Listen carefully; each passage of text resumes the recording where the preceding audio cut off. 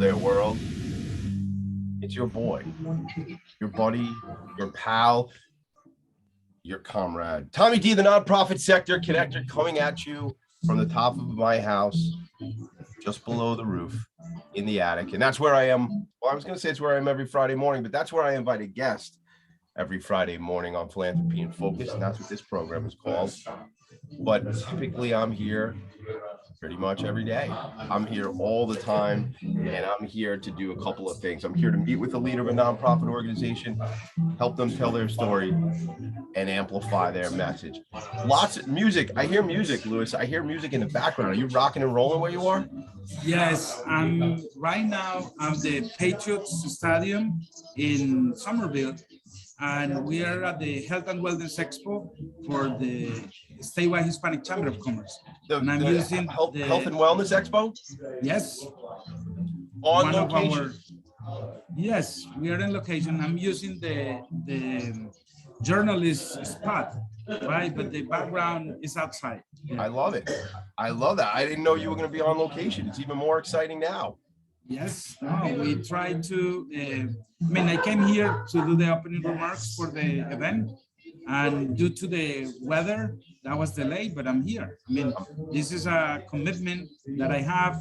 Took a long time in order for us to put this together, and I'm really happy to be here today. Thank you very much for the opportunity. I'm happy to have you here. I'm excited that you're here with me. I gotta, I'd be remiss if I didn't send a quick hello to our friend, our mutual friend, Ralph Winter. I talk about playing nonprofit sector connector all the time. And if it wasn't for Ralph saying, you need to meet Luis, he's in charge. He's running the statewide Hispanic Chamber of Commerce of New Jersey, and he will be a great guest on your show. So look, Luis, that's it. You better be a great guest. Ralph Winter said you would, so you better be. You could stay on mute for a couple seconds like you do. That's great. And I'm gonna go over a couple of things, and then we'll jump into the conversation shortly. There's a quick mention I want to put out there to the world. I just want to say it was a special week for me this week. Well, they're all special, but this one particularly special because we chose the semifinalists for the New York City Imagine Awards. It's the second annual New York City Imagine Awards.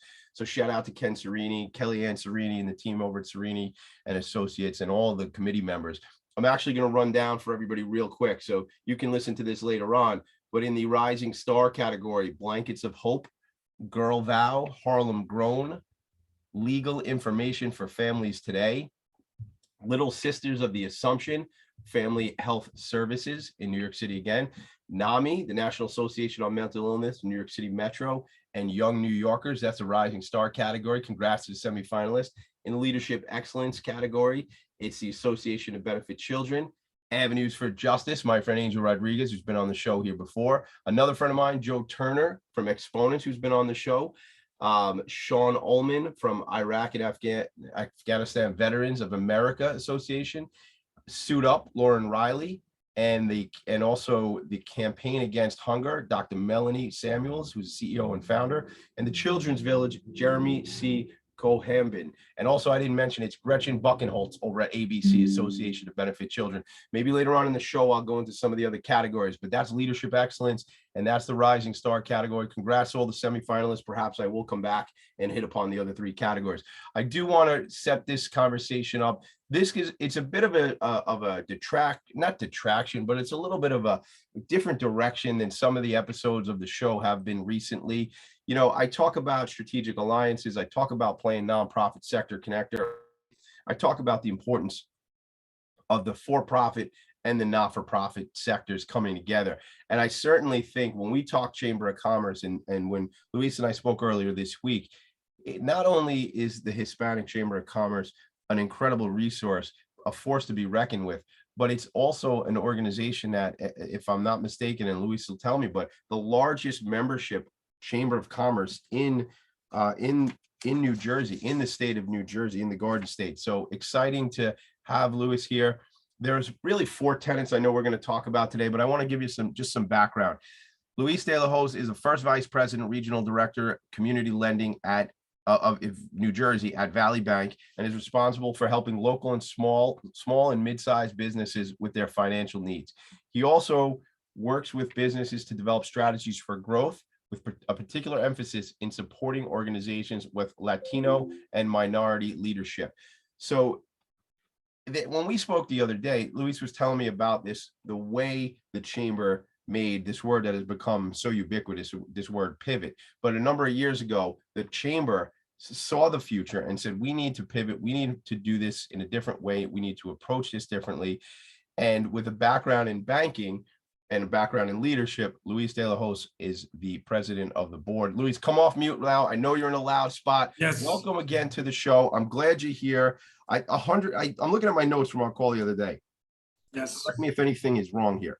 5,000 members, and there's 140,000 Latino SMBs, as we say, small, medium-sized businesses in the state of New Jersey. 140,000. Are those numbers accurate? Yes.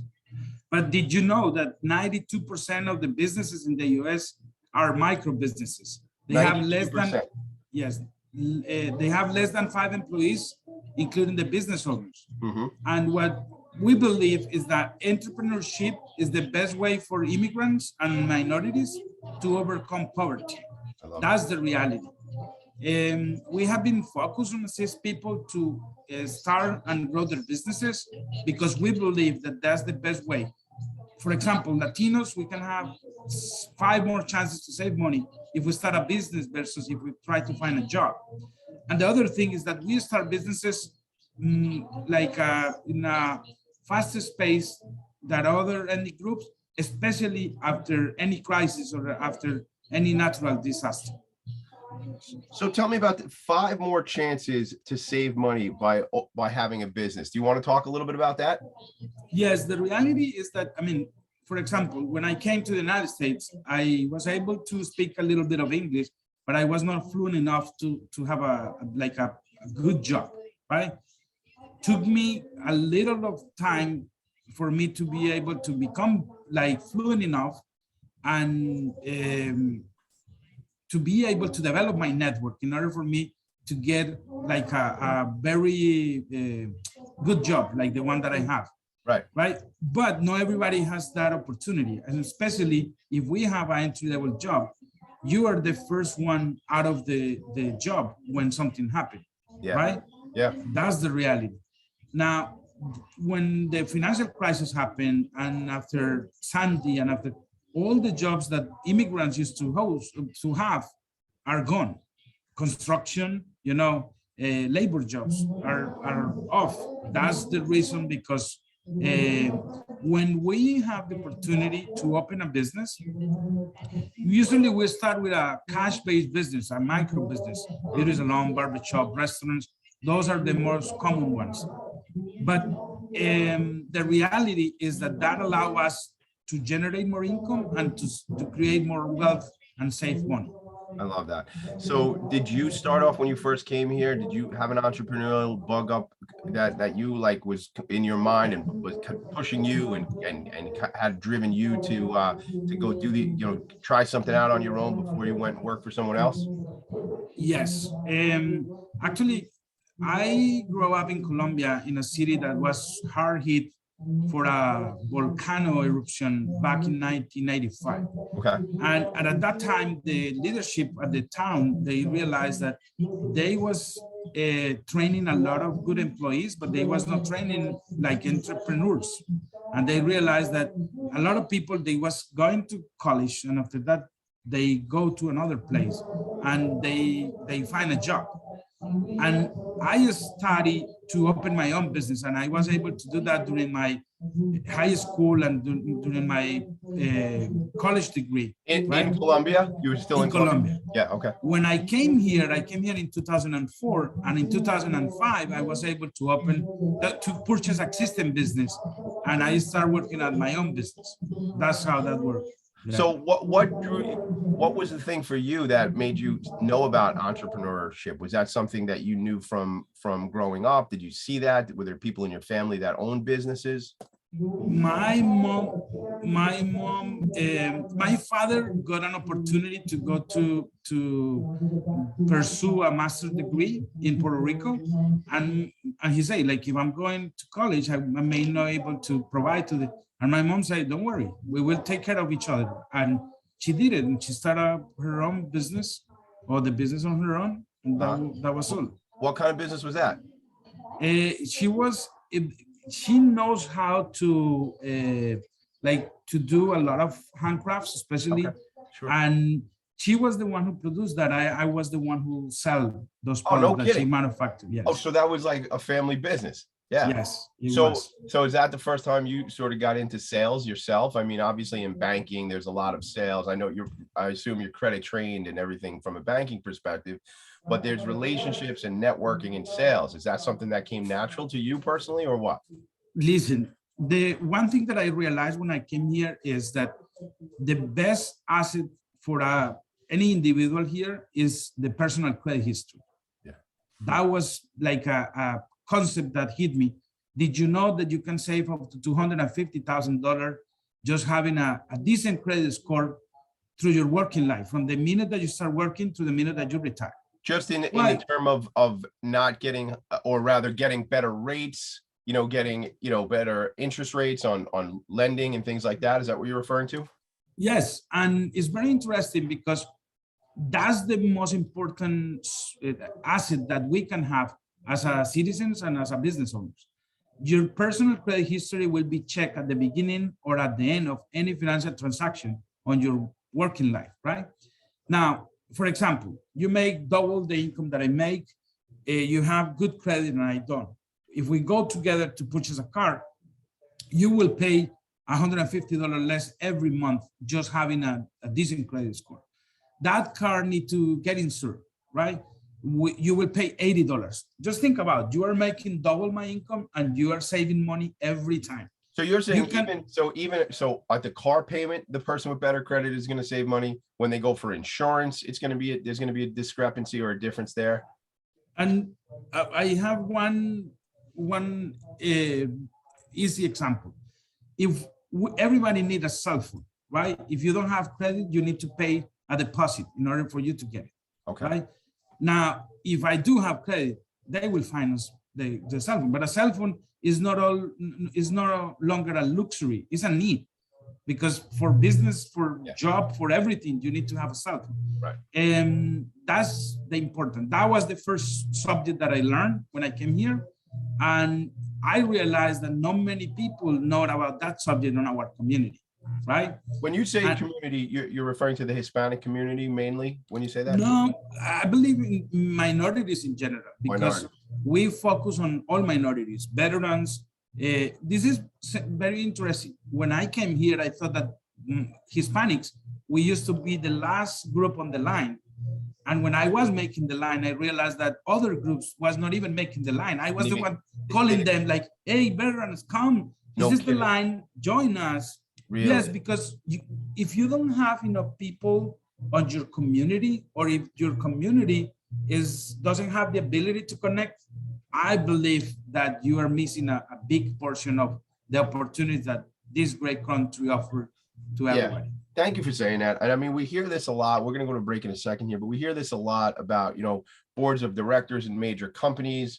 I'm just going to say what I heard, and this is just me saying it. So don't get upset if anybody disagrees, but boards of directors look very white males. Like that's a reality. Yes, we're working to fix that. But what a loss for these organizations without the diversity of background, the diversity of experience, the diversity of just awareness of different cultures and things like that, right? I mean, when we all come together, to your point, I mean, I as you talked about that line, I visually saw a line with you going, hey, get on this line. There's like a line here, like join the line. Yeah. And our job is two things. One, we really want the companies to reflect the customers that they serve. Okay. If we are 30% of the population, we just want to have representation. Now, those companies that decide not to pay attention to minorities in general, they are missing, because if the growth in the demographics is happening in those communities, just think about if you ignore 30% of your market, and that's the portion of the market that you are growing. Sure. Yeah. I mean, it's very short-sighted. All right. A couple of things. When we come back, because we are going to take a quick break. We'll be back in about 90 seconds.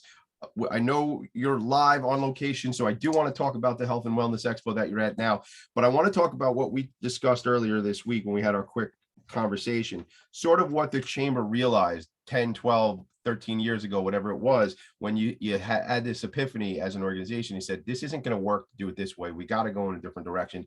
So that's a little tease for our listeners. Luis Delahoz is here representing the statewide Hispanic Chamber of Commerce of New Jersey, the Garden State, as they call it. I'm in the Empire State. I'm next door over here in New York. All right, listen, we'll take a quick break. We'll be right back. Are you a business owner? Do you want to be a business owner? Do you work with business owners? Hi, I'm Stephen Fry, your small and medium-sized business or SMB guy, and I'm the host of the new show, Always Friday. While I love to have fun on my show, we take those Friday feelings of freedom and clarity to discuss popular topics on the minds of SMBs today. Please join me and my various special guests on Friday at 11 a.m. on talkradio.nyc.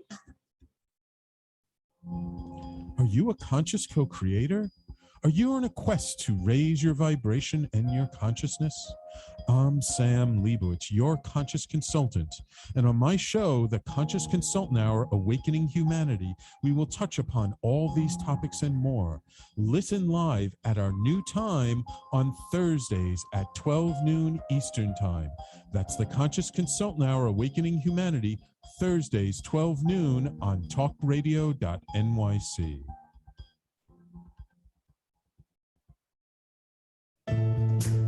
Are you on edge? Hey, we live in challenging, edgy times, so let's lean in. I'm Sandra Bargman, the host of The Edge of Every Day, which airs each Monday at 7 p.m. Eastern Time on talkradio.nyc. Tune in live with me and my friends and colleagues as we share stories and perspectives about pushing boundaries and exploring our rough edges. That's The Edge of Every Day on Mondays at 7 p.m. Eastern Time on talkradio.nyc. You're listening to Talk Radio NYC. Uplift, educate, empower.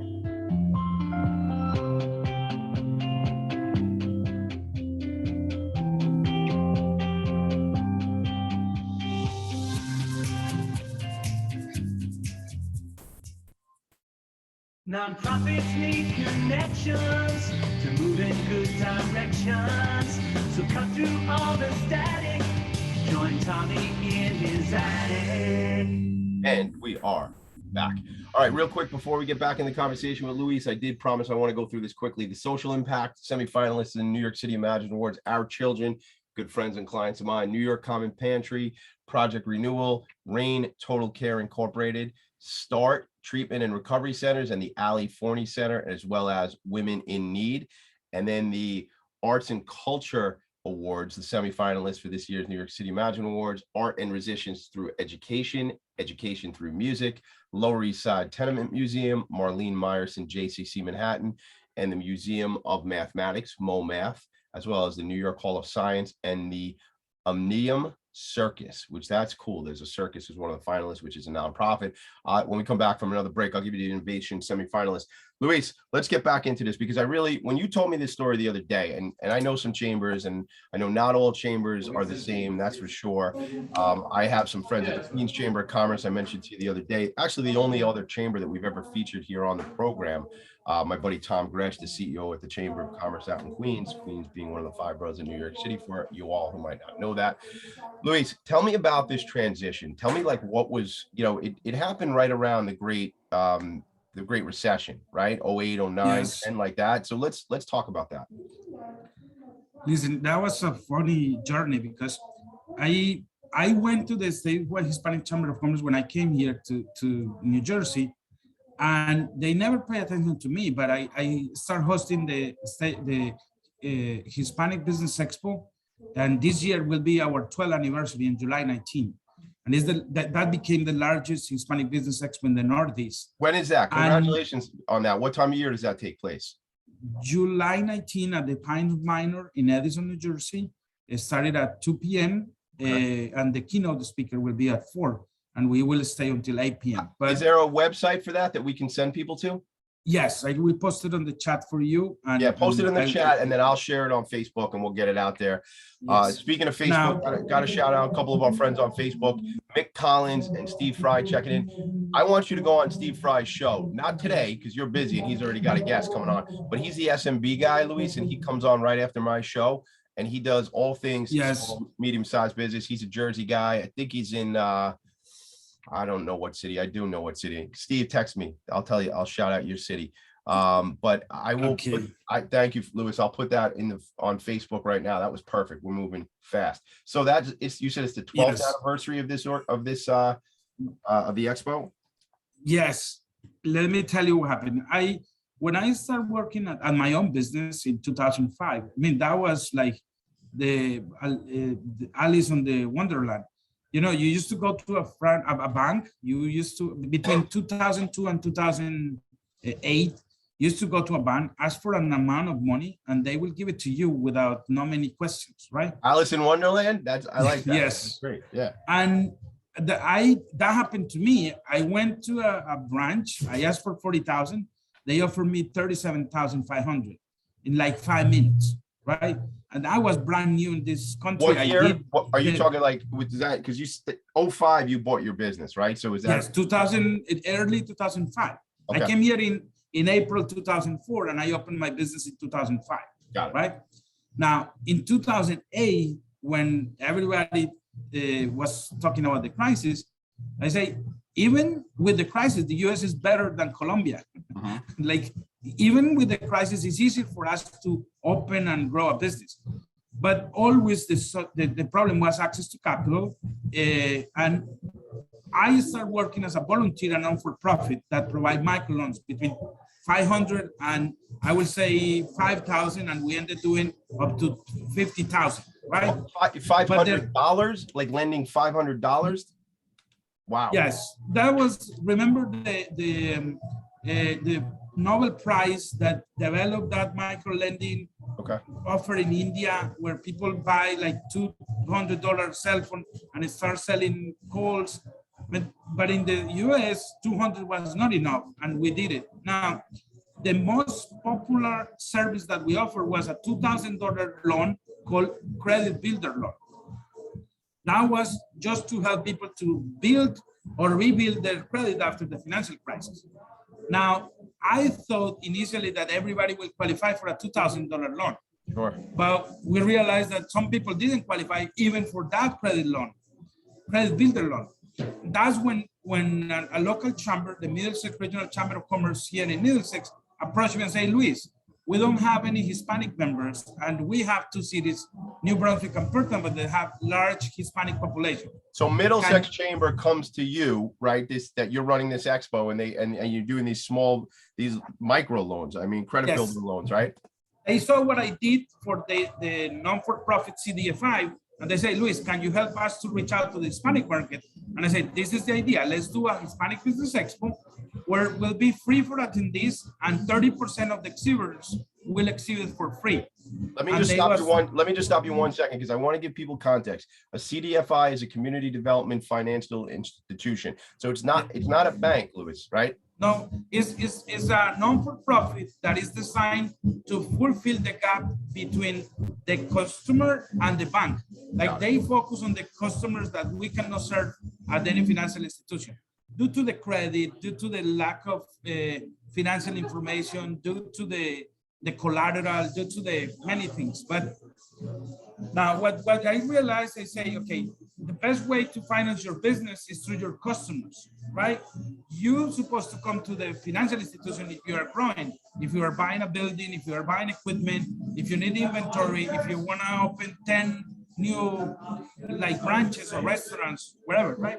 My goal was, okay, if I cannot help them to access capital, I can help them to access new markets, and that way they will be able to be in a better position to access the loan, right? That was the idea. Now, I start this without the Statewide Hispanic Chamber of Commerce, but the second year that we celebrate, they came and they look around and say, how is it possible that you are doing this so big? How do you get the support? And I say, no, this is really simple. I get the exhibitors, I get the restaurants. The restaurant exhibit for free because they give free samples. The alcohol vendors are exhibiting for free because they do alcohol samples. The artists came because they wanna showcase their craft, right? And that was a nice party. That became the only new event for the Middlesex Regional Chamber of Commerce, and we attract a new crowd, a new audience that nobody was serving them, right? Now, when the Statewide Hispanic Chamber of Commerce, the brand new chairman came to the expo, he said, why are you helping a non-Hispanic chamber and not us? He said, because I came here 3 times, nobody paid attention to me. And he said to me, hey, Luis, can you help us? He said, listen. Well, let me stop you for 1 second. Let me stop you for a second, just so I can understand it clearly. You were already connected to Statewide Hispanic Chamber. They just weren't really bringing you into the fold. And so somebody else wanted to work with you. So you went out and you did what I guess in business we call proof of concept, right? You proved this thing out here and they said, why are you with this? And well, you didn't see me. You weren't looking at me. You didn't, right? You weren't there to be part of what I'm doing. So then, all right, so I'm up to speed. So what happens? So now they say, we want you back. Just come off mute. Just unmute, Luis. I say, I want to help, but I need to be considered for the board. And they look at me like, you are too arrogant. Like, no, we didn't consider any new members in the board for a long time. But I say, listen, the only thing is, the reason because I want to be in the board is because I want to be the one who defend myself for someone who doesn't understand what I do. Because what I do is kind of unique, of different, and not everybody get it, right? But if I tell you what to say and you go there and say it, that doesn't work the same way. They make an analysis. They took a few months and they invite me to be part of the board. And the first board meeting that I attend, they provide me the financial and we was in the hall. We owed $300,000. Now, I didn't sleep because I didn't have the courage to tell my wife that I was I was starting to work for free. And now I was responsible for 10% because it was 10 members at that time of what we owed. That was 30,000, right? Well, that sort of becomes a bounty on the board member. I mean, no, but if they decide that we will dissolve the entity or if they decide that we will close the door, we will be responsible for the money that we owe. Wow. All right. So yeah, that was a great dinner conversation you had to have that evening. No, the funny part is when I saw the financials, I say, hey, in Colombia, when the numbers are in red, that means that we owe money. It's the same in the US. I say, what? But yeah, but I mean, Carlos Medina, who is the president, he has he studied law in college. And I say, listen, I cannot deal with the money that we owe, but we need to increase the number of members. We need to develop the programming. We need to include social media as part of our daily activities. And if we do this, we will attract sponsors and entities that will support us. And we change the business model from membership to results. So I want to hear that when we come back. We're going to take a quick break. So they changed the model from membership to results. Wow, that's a unique way to see things, folks. So we're going to see let's be an outcome-based organization. Luis Delahoz and Tommy D, Statewide Hispanic Chamber of Commerce of New Jersey, Philanthropy and Focus. We'll be right back. I am Joseph Franklin McElroy, host of the new podcast, Gateway to the Smokies. It airs on talkradio.nyc every Tuesday night from 6 p.m. to 7. Every episode is dedicated to memorable experiences in the Great Smoky Mountains National Park and surrounding areas. This show features experts and locals who will expound upon the richness of culture, history, and adventure that awaits you in the Smokies. Tune in every Tuesday from 6 p.m. to 7 on talkradio.nyc. Are you passionate about the conversation around racism? Hi, I'm Reverend Dr. TLC, host of the Dismantle Racism Show, which airs every Thursday at 11 a.m. Eastern on talkradio.nyc. Join me and my amazing guests as we discuss ways to uncover, dismantle, and eradicate racism. That's Thursdays at 11 o'clock a.m. on talkradio.nyc. Are you a small business trying to navigate the COVID-19 related employment laws? Hello, I'm Eric Sauver, employment law, business law attorney, and host of the new radio show, Employment Law Today. On my show, we'll have guests to discuss the common employment law challenges business owners are facing during these trying times. Tune in on Tuesday evenings from 5 p.m. to 6 p.m. Eastern Time on talkradio.nyc. You're listening to Talk Radio NYC at www.talkradio.nyc. Now broadcasting 24 hours a day.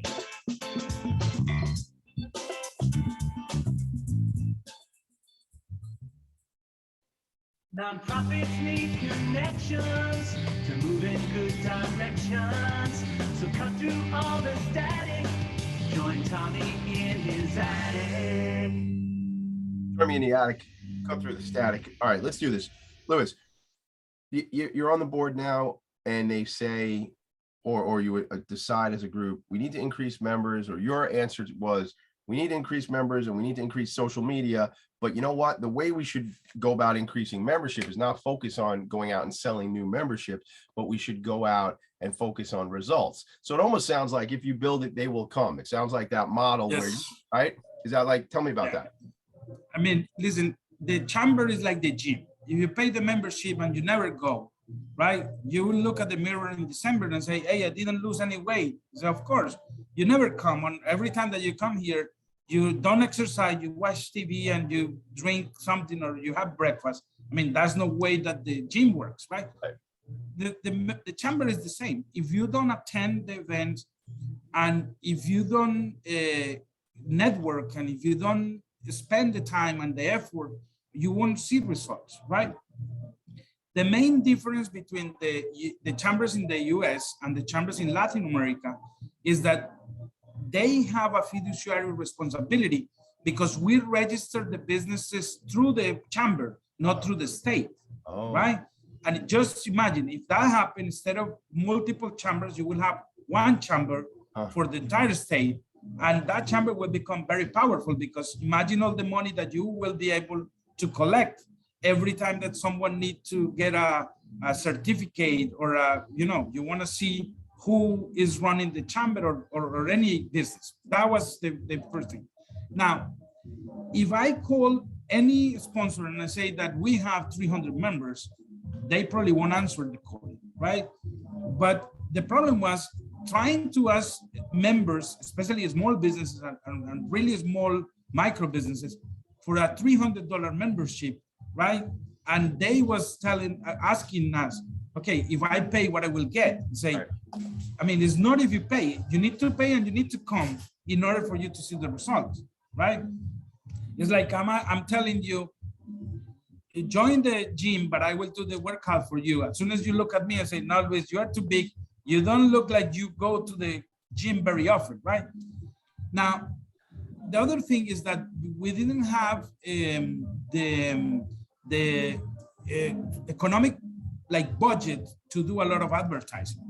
But if we use social media properly, we can generate that outreach to our members and to the sponsors. And they start paying attention to that. And Latinos, we use social media a lot for personal reasons most of the time, but not for business reasons. But we decide, okay, let's train them that if we start supporting each other on social media, we can develop a big audience.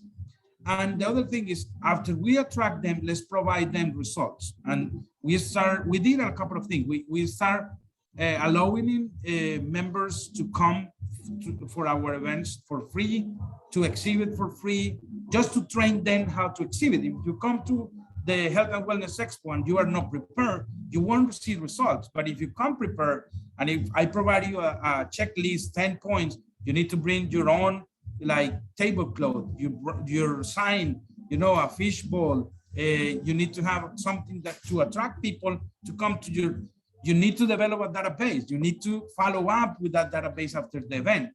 You need to post on social media. If we teach them how to do it and you are able to help them to learn and practice, they will see the results. Mm. The other thing that we realize is that not everybody wants to grow their business. We have people that say, I don't want more headaches, just leave me alone, right? I have a restaurant and I just want to operate a restaurant. Other people will tell you, I want to create a chain. I want to have 10 restaurants. We start focus on those who have high growth potential or they express the desire to grow, because those are the ones that are willing to attend most of the events. Those are the ones to want to attend our classes. We teach 2 classes and we will launch a new one this year. One is called Hispanic Entrepreneur Training Class, and it's 15 weeks, 3 hours per week. Wow. But people who graduate, they will have access to the events that we host. And everything is aligned that what you learn at the class, you can put in practice at the events. So I take this book knowledge that the chamber is giving me and that I'm engaged with, I'm doing the work, and then I have a practical. I can go out and do this in the community. Yes. Wow. And the other thing is that in our classes, only like half of the class is from a professional individual. The other half is an existing business owner that is successful, that can inspire the students. I mean, I don't know if that happened to you, but if a teacher tried to teach you something and the teacher is not a business owner, the business owner always shuts down and say, no, if you don't own a business, like how you will be able to teach me? But it's difficult, right? It's difficult for people, sorry to cut you off. It's difficult for people to say, well, how, that's great, you're teaching me out of the book, but you don't do it. So if you don't know about payroll and workers' comp and actually what it's like to try and make the money to make the payroll this week, that's what I live with. Like, that's what, right? Then you're just, you're just a talking head, right? Yes. And, we have some different businesses. Some businesses will follow advice. And I always joke with Ralph that some businesses really need a horse trainer, like someone who teach them how to operate the business, because it's very interesting. Not everybody will be able to learn the same way, right? Now, in many cases, they will learn from their peers more than from us. We just need to have the curriculum to teach the basics. And that's the other thing. We don't teach them like how to cook if they own a restaurant, because we cannot do that. Right. We just teach them how they can access to capital, how they can access to new markets, how they can access to network, how they can pitch an opportunity. I mean, if you invite me and after we finish the show, you didn't get satisfied, you never will consider me again, right? But if you like the conversation, you may consider to invite me again or to recommend me for another opportunity. I'm here today because someone heard me one day and decided to make a recommendation, and took us a while, but we are here, right? Yeah, we're here. But that's look, that's networking, that's connecting, right? And I mean, I know you have these 4 tenets: access to capital, new markets, access to networks, and the digital gap, right? Like, those are the 4 tenets, which I know, but I want you to tell me about those. But also, there was 2 classes. There's a Hispanic entrepreneurship training class. And what was the other class you were going to mention? The second one is called Latina Entrepreneur Training Series. Did you know that Latinos start businesses 6 times faster than any other ethnic group? And it's not so that like Latinas 6x the number of businesses that have started. Yes. On any other group? Wow. It's not out of entrepreneurship spirit. It's out of necessity. It's out of necessity. Wow. Yes. If we cannot find a job in a week, we will start selling empanadas, tamales, anything that we can know how to make. Yeah. And let me share. Like, I have a perfect story. A lady that was working on a dry cleaner for 20 years. She lost the job during the pandemic because nobody was going to the dry cleaner, right? She started baking bread from home, which is allowed in the state of New Jersey now, or was allowed during the pandemic. She was able to support her family and save enough money that 2 weeks ago, she opened the bakery, right? I mean, that's the American dream. But Luis, you took the words. I was going to say, isn't that the American dream? Like, that's the whole thing, man. Like, that's it. And I have 4 young children. And as you and I have this conversation, is the 3rd of June, which means they're about to be done with school. And I think nothing more inspirational than that story you just told about how, you know what, I can't get a job for a week. Well, I got to figure it out. I got to survive. I got to go do a Yes. thing, whatever that is, you know, go do that. What am I good at? What is my skill set? What am I talented at? Who would purchase that, either service or product? Like, is there value in what I can do or what I can make? And if there is, well, let's get out there to the market and bring it to people, right? And as a resident of any town in the state of New Jersey, if we support our local businesses, and I make that conscious effort to put gas on the town where I live, to buy food where I live, to order from the restaurant where I live, right?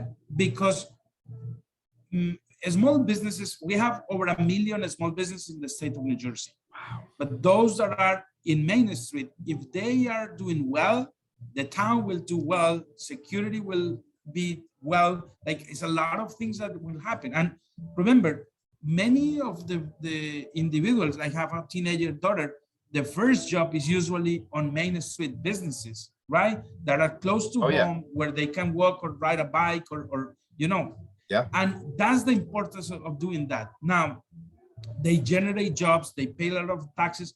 That's the importance of small businesses, especially on what is called by the federal government opportunity zones, that are towns that are very low and moderate income. That will be the difference between a family being able to afford all the things that they need and not being able to do it, right? Mm-hmm. And basically, that's the reality. That's what we are trying to do. We are trying to help people to open and grow their businesses, but we want to focus on those who have high growth potential, because if someone expressed that they don't have interest to grow, we don't want to spend a lot of time with them, because we'll take the same effort for us to assist someone who doesn't want to grow that someone who do want to grow. 100%. Yeah. And again, those others might need a different level of support, and the chamber might be able to provide that support, because some of those people might want to sell that business at some point. That could be where they are in that stage. Let me ask you real quick, because we're going to take another quick break, but do you want to focus on these 4 tenets: access to capital, access to new markets, access to networks, and then the digital gap real quick? And if we go into the break, we'll come back at it. But I mean, it like they sound obvious in their titles, but talk to me a little bit about those.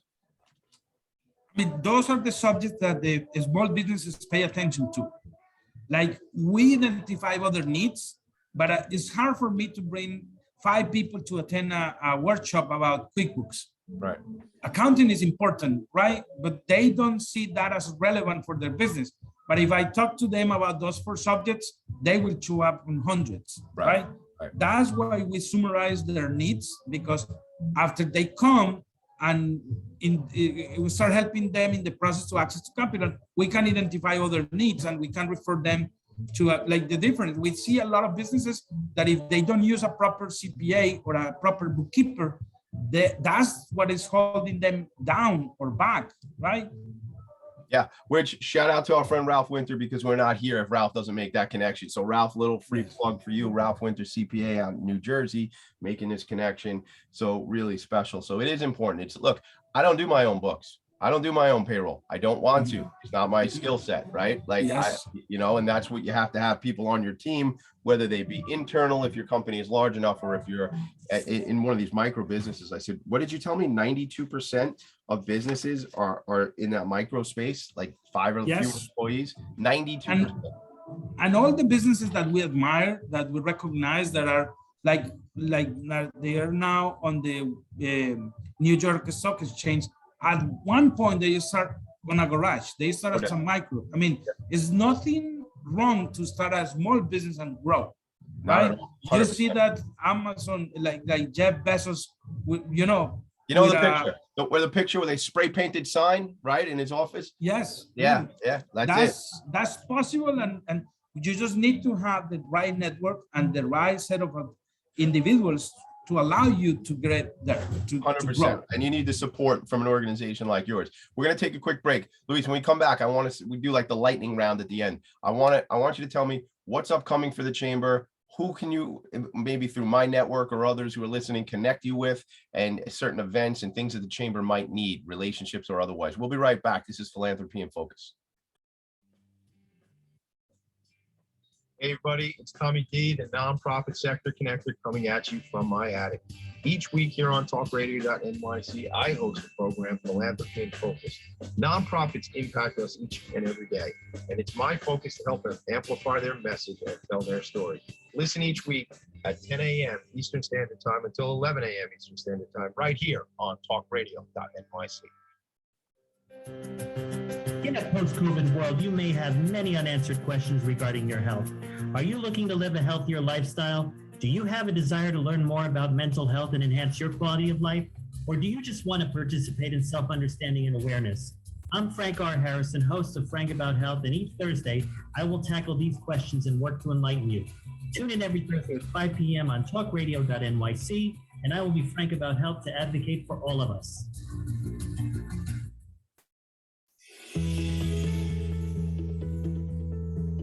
Calling all pet lovers. Pet Avengers, assemble! On the Professionals and Animal Lovers show, we believe the bond between animal lovers is incredibly strong. It mirrors that bond between pets and their owners. Through this program, we come together to learn, educate, and advocate. Join us live every Wednesday at 2 p.m. at talkradio.nyc. You're listening to Talk Radio NYC at www.talkradio.nyc. Now broadcasting 24 hours a day.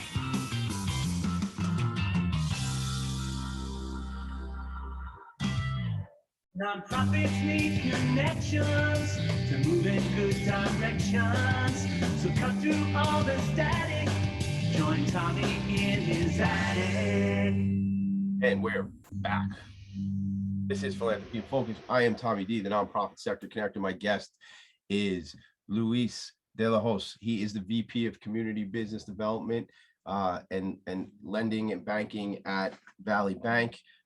He has his bachelor's degree in economics from Autónomo University. Look at me, I'm doing all my Spanish in Manizales, Colombia, and a certificate in management from the University of Andes in Bogota. And he graduated from the Entrepreneur Pioneer Initiative from Rutgers University in December of 2012. So I wanted to give you that. I mean, we talked a lot about the chamber, but I wanted you all to know what Luis does professionally, because the two are but completely commingled, right? When we talked about this the other day, Luis, I said to you, how much is the influence of the banking and the credit influence what you do for the chamber? But I mean, when we look at those four things: access to capital, access to new markets, networks. As a banker who's out there in the community, obviously there's this interchange of the two roles. So let's talk about that. Let's talk about networking. Let's talk about what's upcoming for the chamber, how the chamber can support the community, and even more importantly, how can the community support the chamber? Let's talk about that. Okay, for minorities, when we talk about access to capital, we have two major problems. One is the lack of personal credit history, and the second is the lack of collateral. Now, you cannot believe people that I helped 7 years ago with a micro loan, with a credit builder loan, now they are coming to purchase a building. But this networking is about farming, it's not about hunting. Networking is about farming, it's not about hunting. Yes, one of my favorite lines. Thank you for saying that. Yes. I mean, I planned my own customers 7 years ago, 3 years ago, 2 years ago, a year ago, 3 months ago, right? Because I help them in a way that they come back to me and ask, hey, Luis, I'm having a hard time during the pandemic. I say, okay, this is what is available. We have PPP, we have NJDA, we have SBA, and a lot of the services that we provide was not necessarily directly with us. PPP was, but others are not. But allowing people to access to those services that are available when they was looking for capital was really important, because that was the opportunity for us to develop the relationship, to assist them in something that they need. And during the pandemic, I was working longer hours because everybody was expecting us to be available at any time, right? That was a major crisis, but we was able to assist them through those processes. Now, the other thing is that sometimes access to capital doesn't happen overnight. We have Senor Sangria that took us 2.5 years to assist him to get access to SBA loan. The first year he was not prepared. He followed all the advice. 2.5 years after, he was able to get access to the loan. But sometimes people, they don't want to follow advice. They just want to, they are expecting a miracle, and we don't do miracles. No. Now, access to new markets is the majority of the minority businesses, they focus on the natural market. I mean, if I'm from Colombia and I want to open a restaurant, I will focus on the Colombian customers. But the thing is that that is not the biggest market available. If we offer services to the general market, or if the general market offers services to the Hispanic community, now we can get a broader audience, and we will be able to succeed during the pandemic, during the people that didn't have delivery services during the pandemic. If they decide to offer delivery or takeout, they did better. They didn't offer outside seating. They those who adjust to the new reality easy, and they don't fight against what is happening, they adjust faster. Now, did you know that 30% of all the products and services that need to be purchased by any government agency supposed to be addressed to minorities? The government is the biggest customer in our economy. Just think about if we have the opportunity to sell something to any agencies at the federal level, at the state level, at the county level, or at the municipal level, we will be able to do well just because we have a new market. Yeah. I mean, procurement is a key for minority businesses to succeed in business.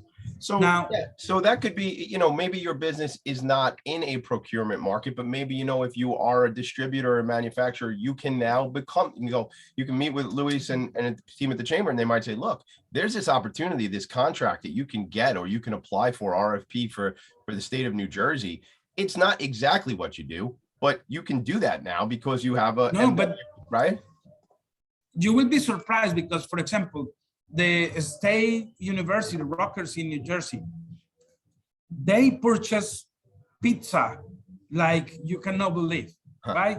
Actually, we have one member in Middlesex that he used to pay the rent just with the pizza that they sell to a university, right? Like That's a perfect opportunity. Are you referring to cooked pizza delivery, or are you referring to frozen pizza that they're going to use on campus? No, because it's a lot of meetings, it's a lot of things that happen at the university, teachers, training, a lot of things. So so we're going to order 12 pies, like that kind of situation. Yeah. Yes. And, sometimes you are doing something with volunteers, but you want to provide them at least a slice of pizza, right? Someone needs to provide that, right? Yeah. How that works? A student that didn't have internet at home asked the business owner that allowed him to study from his pizza plate. And he was one day in class, and they realized that the university did that. And he asked the business owner, hey, I know that you don't speak English, or can I fulfill this application for you? And he was glad. He says, thank you. He did it. And I mean, he was sitting for free during his college years because this helped the business owner and this helped the student, right? But what I'm trying to tell you is that those are the type of things that need to happen in our community if we support each other in a way that we can advance, right? Now, network. I remember used to say to Carlos, hey, Carlos, if we only have 500 members, if we call the state, nobody will answer, right? But when we hit 2,500 members, they start answering, right? And the answer was, okay, when do you want to meet? No, the only day that we have is July. Well, 19th. It's leverage. It's a month from now. It's leverage. You were representing from an advocacy perspective and a network perspective, a much larger group, right? And the state had to respond to that. We're going to run out of time because that's part of how this show works. We always run out of time. We never run out of words. We always run out of time. One thing I want you to focus on, and I do have to call out the website. So it's SHCCNJ.org, SHCCNJ.org. Luis, share your contact information real quick before I ask my next question. Yes. Tell me, how do they get in touch with you? Call it out if you want people to call you or email you. Yes. The easy way is to my cell phone, 732-763-8293. Or my email is my initial name, the last name, Delahoz @valley.com. Perfect. I will make sure we get all that out. If you folks, if you don't get Luis's information, pause and go back and listen to what we just did, and then you'll hear it because it'll be there. Yes. Luis, here's my last question, and then we got to go. I got to ask you the Bergen Community College situation. Tell me about that real quick, if you can, where you are and how that ended up. I mean, we was at the time that we owed $300,000. We was paying a lot of money on rent at the one getaway center. We reduced that 3 times, but we get a call from the Bergen County Community College, and they say, we have a networking space here. Can you consider to move here? We won't charge you for rent, but we need you to help us to attract people who use the space that we have. A co-working space, right? Yes. Yeah. And we did it. Now it's 105% like use, right? Since we moved. Right. No accident that you being there helped them out. I mean, because people used to come to our office to do business with us, and they saw the space is neat. I mean, they have everything. You always have parking. Everything is good. And they also have like a office facility on the 5th floor that we can use for conference, that has a view of Manhattan. Is beautiful. So and you know, talk about partnerships, leverage, partnerships, yes, and strategic alliances, relationships. Sometimes is things that money can buy, right? Yeah. But if you have good partners, a lot of good opportunities will present. And I believe that thanks to the board members, thanks to Carlos Medina, who is the president and CEO of the chamber, thanks to the team, that we don't have a small team, but we have a lot of volunteers, thanks to the members, we grow together.